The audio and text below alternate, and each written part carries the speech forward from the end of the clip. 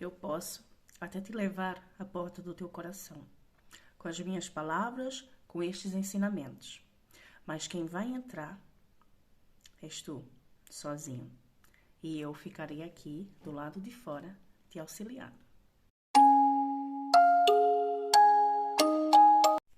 Relembrando que essa história é um fato verídico. Foi uma das pacientes do Dr. Joe Dispenza. E ele, que está escrito aqui no livro Como se tornar sobre-humano. E ele faz o relato da vida de Ana. Ana era uma psicoterapeuta, ou seja, quem assistiu o primeiro episódio sabe que o marido de Ana cometeu suicídio. E hoje vamos dar continuidade sobre a história de Ana. E eu vou vos ler o que está aqui escrito no livro. Entretanto, surgiram muitos outros problemas físicos e a vida de Ana tornou-se ainda mais dolorosa. As membranas mucosas da boca começaram a desenvolver grandes úlceras que se espalharam até a parte superior do esôfago, devido a outra doença autoimune, chamada líquen plano-erosivo. Para o tratamento desta enfermidade, teve de usar pomada E eu vou vos ler o que está aqui escrito no livro. Entretanto, surgiram muitos outros problemas físicos e a vida de Ana tornou-se ainda mais dolorosa. As membranas mucosas da boca começaram a desenvolver grandes úlceras que se espalharam até a parte superior do esôfago. Para o tratamento desta enfermidade, Ana teve de usar pomadas corticosteroides na boca e de tomar ainda mais comprimidos. Estes novos medicamentos fizeram com que ela deixasse de produzir saliva. Não conseguia comer alimentos sólidos e por isso perdeu o apetite. Ana vivia com 3 tipos de estresse ao mesmo tempo: físico, químico e emocional. Em 2010, Ana encontrava-se numa relação disfuncional com um homem que a traumatizava a ela e aos filhos com insultos verbais, jogos de poder e ameaças constantes. Ana perdeu todo o dinheiro, emprego e sentimento de segurança. Olha quantos problemas Ana começou a ter depois do suicídio do marido. Além dos problemas físicos. Quando perdeu a casa, teve de ir viver para a casa do namorado que a maltratava.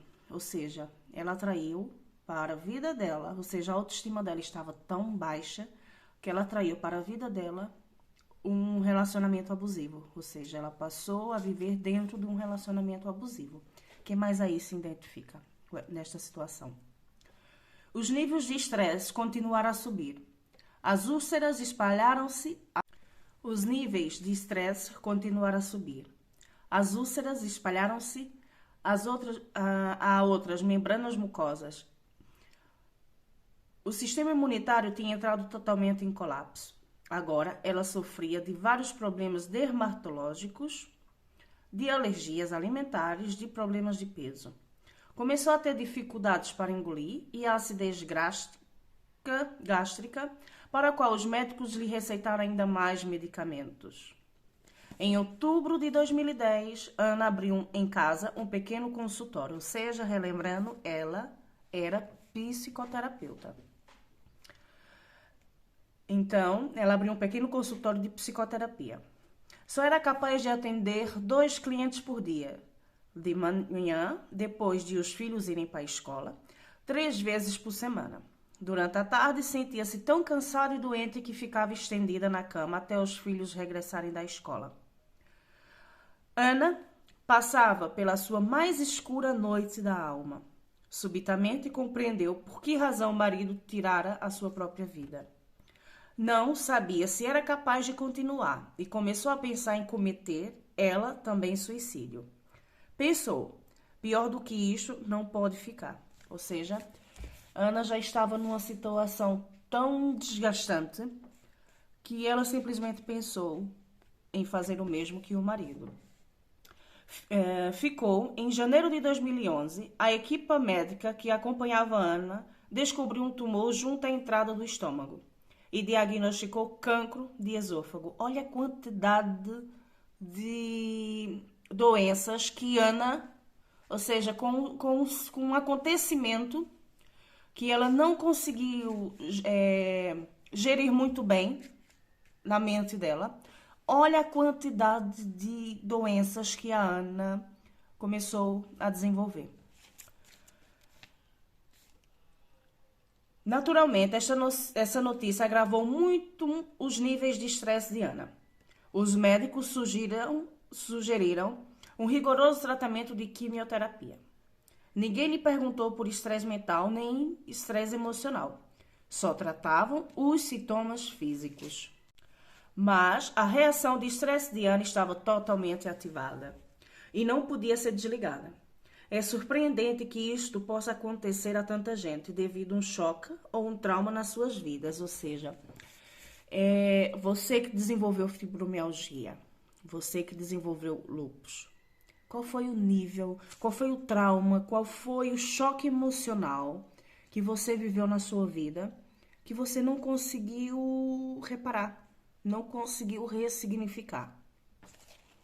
Ou seja, há pessoas que nunca conseguiram ultrapassar as emoções daí resultantes e a sua saúde vai-se abaixo. Se uma dependência é algo que julgamos incapazes de deter, então, objetivamente, parece que há pessoas como a Ana que ficam viciadas nas emoções de estresse que as deixam doentes.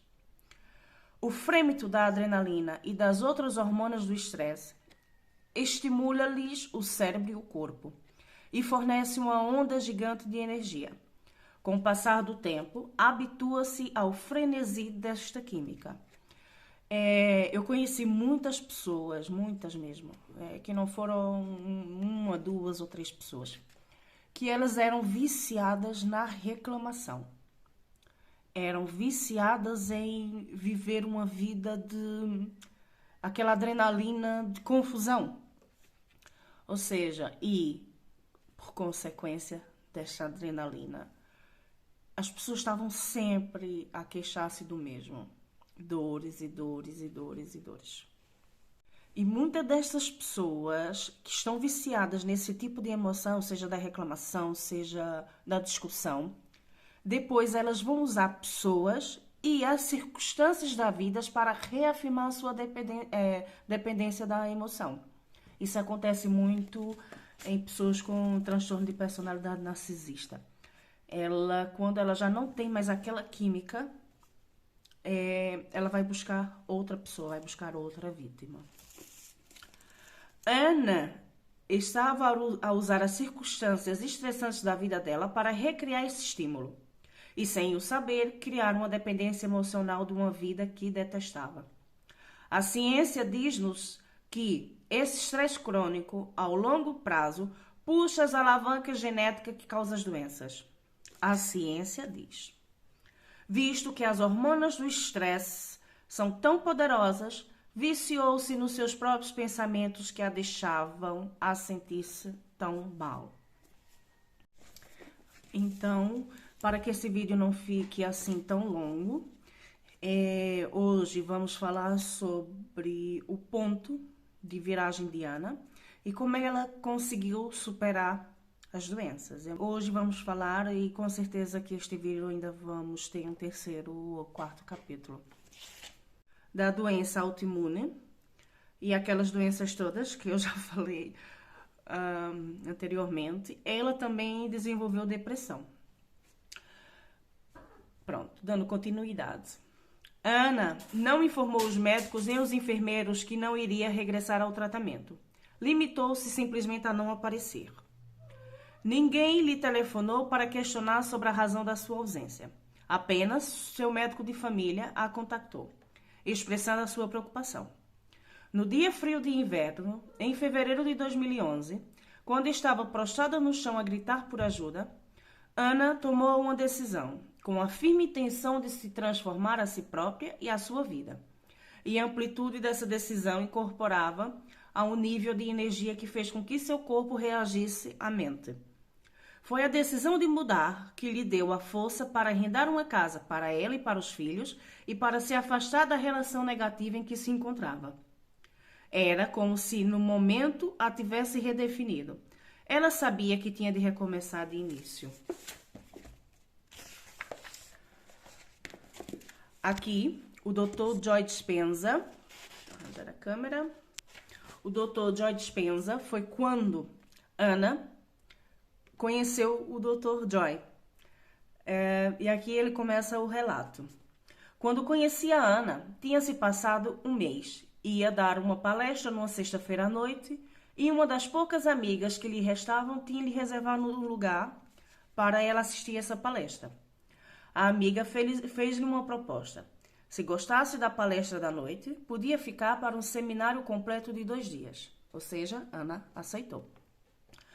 E aqui o Dr. Joe Dispenza diz: quando a vi pela primeira vez, Ana estava sentada numa sala de conferências cheia, numa fila lateral do lado esquerdo, com as muletas encostadas à parede perto do lugar em que estava sentada.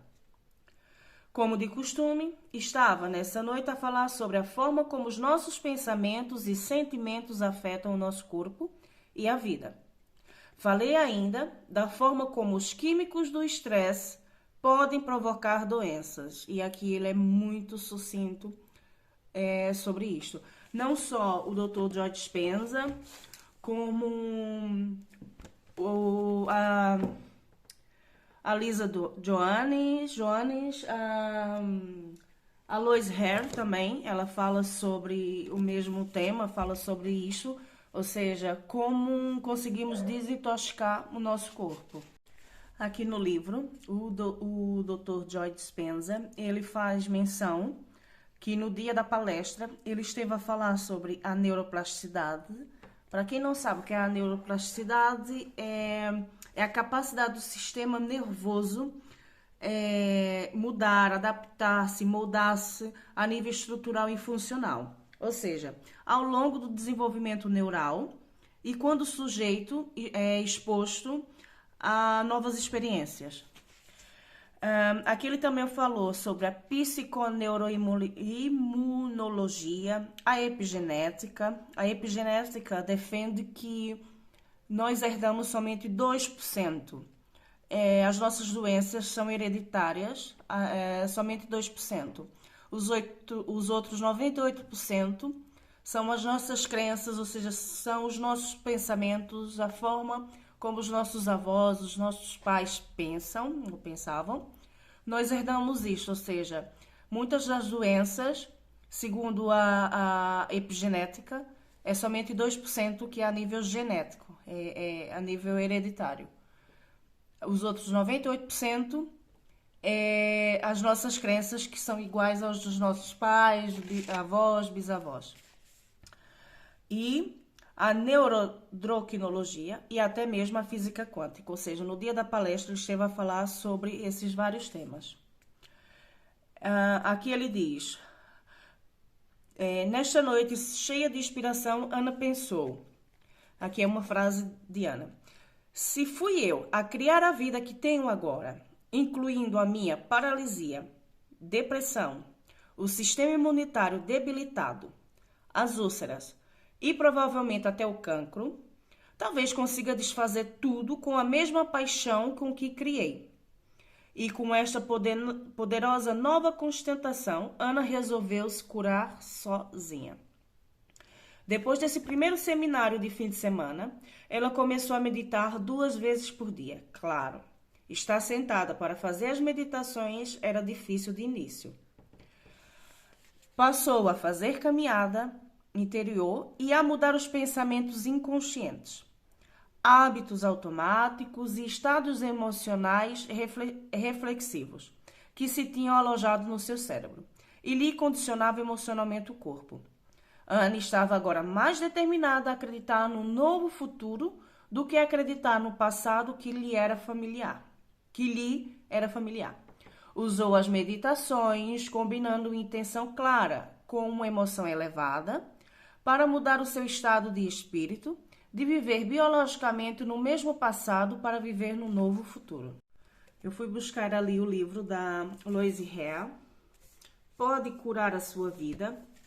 A Louise Hay, ela foi a pioneira do crescimento pessoal. Ela também desenvolveu cancro. E ela conseguiu curar-se do cancro somente, como o relato dela, com uma mudança de pensamento. E aqui tem uma frase na parte de trás do livro da Louise, que é que ela diz: aquilo em que pensamos e que acreditamos torna-se realidade para nós. Então, essas palavras, todos esses ensinamentos que eu estou a vos passar, não é nada que eu tirei do nada. Ou seja, são médicos, são cientistas, são doutores, são... A Lisa Joanes é homeopática, é portuguesa. O Dr. Joe Dispenza e muitos outros médicos e cientistas que eu tenho debruçado sobre esse ensinamento. Então, vamos dar aqui continuidade. Todos os dias, Ana recusava-se a sair das suas meditações como a mesma pessoa que as iniciara. Decidiu que não iria acabar até que todo o seu ser se sentisse verdadeiramente apaixonado pela vida. Para um materialista que define a realidade com os sentidos, era claro que Ana não tinha nenhum motivo palpável para estar apaixonada pela vida. Era uma mãe viúva e deprimida, com dívidas. Quem aqui se identifica? Olha só a situação de Ana. Vou repetir. Mãe, viúva, deprimida, com dívidas financeiras e sem um emprego estável, sofria de cancro, de paralisia e de úlceras nas membranas mucosas e estava numa má situação de vida, sem parceiro nem cônjuge e sem energia para tomar conta dos filhos. Mas, nas meditações, Ana aprendeu que podia ensinar o corpo a sentir emocionalmente como seria o seu futuro antes de ele acontecer. O corpo dela, enquanto mente inconsciente, não sabia a diferença entre o evento real e o que ela estava a imaginar e a abraçar emocionalmente. Ana também sabia, graças ao seu conhecimento de epigenética, ou seja, relembrando, Ana era uma psicoterapeuta, que as emoções elevadas do amor, da alegria, da gratidão, da inspiração, da compaixão e da liberdade poderiam dar sinais aos novos genes para produzir proteínas saudáveis que afetaria a estrutura e a função do seu corpo. Ela compreendia totalmente que se os químicos do estresse que fluíam pelo corpo, ou seja, Ana estava a envenenar o próprio corpo, com excesso de cortisol, com excesso de adrenalina. E lembrando novamente, o cortisol é necessário para o nosso dia a dia. Necessitamos da adrenalina numa situação que nós temos que estar ali em atenção. Só que essas hormonas constantes no nosso corpo tornam-se um veneno. E como vocês viram aqui, a quantidade de doenças que Ana desenvolveu. Aqui, ela compreendia que os químicos do estresse que fluíam pelo corpo estavam a ativar genes com efeitos malignos.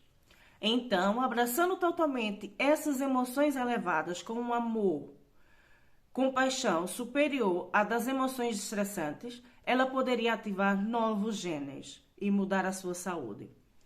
Ao longo de 1 ano, a saúde de Ana não mudou muito, mas ela insistiu na meditação. Na verdade, fez o mesmo programa de exercícios que eu concebi, ou seja, que o doutor fala que ele concebeu a estudantes. Ana sabia que levaram muitos anos a criar a sua atual situação, ou seja, Ana não foi da noite para o dia que ela começou a desenvolver aquelas doenças. Então, é a mesma coisa de uma pessoa que quer perder peso. Ela não ganhou peso da noite para o dia. Ela começou a ganhar peso passado meses, 1 ano, 2 anos. E quando ela se deparou com uma situação de obesidade. E muitas das pessoas querem perder peso assim da noite para o dia. E não vai conseguir. Ou seja, é aos poucos. E mesmo que perca alguns quilitos, novamente ela vai ter ali um gatilho emocional que vai fazer com que ela volte a ganhar novamente peso e até mais do que ela já tinha antes. Então, Ana, aqui ela diz, né, que Ana sabia que levara muitos anos a criar a sua atual situação de saúde e que seria preciso de algum tempo para criar algo de novo. Por isso, continuou o seu esforço, procurando estar consciente dos seus pensamentos, comportamentos, emoções inconscientes e não permitindo a passagem de nenhuma experiência desagradável. Lentamente percebeu que estava a melhorar mental e emocionalmente. Ana estava a romper com os hábitos do passado e estava a reinventar-se. Vamos parar por aqui. No próximo episódio vou falar sobre como é que Ana agarrou a oportunidade de conseguir mudar. É muito bonita a história de Ana. E conto com vocês no próximo episódio. E é isto. Eu espero que agora, com esse segundo vídeo, vocês já consigam entender que muitas das nossas doenças, ela realmente começa com uma causa emocional que não foi bem tratada, que não foi bem ressignificada. E vamos a isso. Eu vos aguardo no terceiro episódio sobre a história de Ana.